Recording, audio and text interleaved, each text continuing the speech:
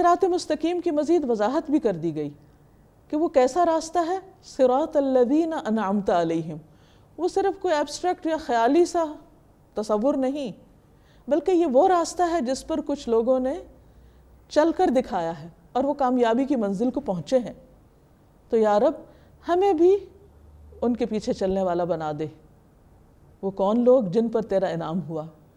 اور دیکھیے کہ اللہ کا انعام اور اللہ کی جزا اور اللہ کی طرف سے ملنے والا کوئی بھی فضل و کرم، کسی بھی قسم کی عنایت مخلوق کی ساری عنایتوں سے بڑی ہو سکتی. دنیا بھر کے لوگ اگر وہ سب کچھ ہمیں دے دیں جو ہم چاہتے ہیں تو وہ کچھ بھی نہیں اس کے مقابلے میں جو اللہ سبحانہ وتعالیٰ اپنے بندے کو دے سکتا ہے. تو اس لیے کیا مانگا جا رہا ہے کہ یا رب تو ہمیں وہ راستہ دکھا جس پہ چلنے والے تیرے انعام کے حقدار ہوتے ہیں. دوسری طرف یہ بھی بتا دیا گیا غیر المغضوب علیہم، ان کا راستہ نہیں جن پر تیرا غضب ہوا، جن سے تو ناراض ہوا. تھوڑی دیر کے لیے سوچئے کہ اگر اللہ بندے سے ناراض ہو جائے تو پھر بندے کے لیے کیا کوئی ٹھکانہ ہے کہ جہاں جا کر وہ پناہ لے لے؟ اگر وہ پکڑنا چاہے تو زمین اور آسمان میں کون سا کونا، کون سی غار اور کون سی چھپنے کی جگہ ہو سکتی کہ جہاں انسان اللہ سے بھاگ کر جا چھپے؟ کوئی بھی نہیں.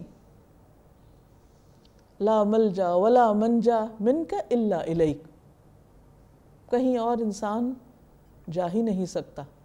اس لیے انسان کو اپنی زندگی میں ہر اس چیز سے بچنا چاہیے کہ جس سے اللہ کا غضب نازل ہوتا ہو، جس سے وہ ناراض ہوتا ہو. انسان جب اللہ کو ناراض کر کے بندوں کو راضی کرتا ہے تو یہ ایک اٹل حقیقت ہے کہ بندے بھی اس سے ناراض ہو جاتے ہیں، بندے کبھی اس سے خوش نہیں ہو سکتے. لیکن اگر انسان لوگوں کو ناراض کر کے اللہ کو راضی کرتا ہے تو جلد ہی اللہ لوگوں کے دل میں اس کی محبت پیدا کر دیتا ہے. اس لیے بندہ اپنے رب سے دعا کرتا ہے کہ اے میرے رب مجھے ان لوگوں کے راستے سے بچانا، ان لوگوں کی پیروی سے بچانا جو تیرے غضب کے مستحق ہوئے، اور مجھے ان کا راستہ بھی نہیں چاہیے جو بھٹک گئے. وَلَا الضَّالِّينَ. بھٹکتا انسان کب ہے؟ جب انسان کو راستے کا علم نہیں ہوتا. تو گویا یہاں 3 طرح کے لوگوں کا ذکر کیا گیا ہے.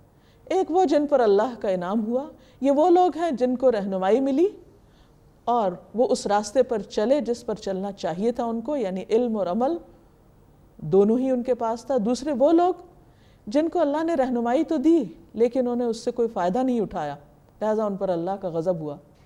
اور تیسرے وہ لوگ جن کے پاس علم ہی نہیں تھا، جنہیں راستے کا پتہ ہی نہیں تھا، لہٰذا وہ بھٹک گئے. اور آپ دیکھیے کہ بھٹکنا کس قدر تکلیف دہ ہوتا ہے. کبھی آپ نے تجربہ کیا ہوگا کہ آپ اپنے گھر سے کسی کام کو نکلیں اور آپ سے پتہ کھو جائے، ایڈریس گم جائے اور آپ سڑکوں پہ مارے مارے پھریں. ہر انسان ایسے کسی نہ کسی تجربے سے دوچار ہوتا ہے. تو یہ گم جانا اور بھٹکنا اور منزل تک نہ پہنچنا سب سے زیادہ حسرت کا باعث ہوتا ہے، خسارے کا باعث. اور اس وقت تو اور بھی زیادہ جب انسان یہ سمجھ رہا ہو کہ وہ سیدھے رستے پہ جا رہا ہے، وہ جو کچھ کر رہا ہے اچھا کر رہا ہے، حالانکہ وہ بھٹک رہا ہے. تو بھٹکنے والے ہی دراصل سخت خسارے میں ہیں. اللہ تعالی ہمیں اس سے محفوظ رکھے. اس کے آخر میں آمین پڑھی جاتی ہے جس کا معنی ہوتا ہے کہ اے اللہ تو ہماری دعا قبول فرما لے.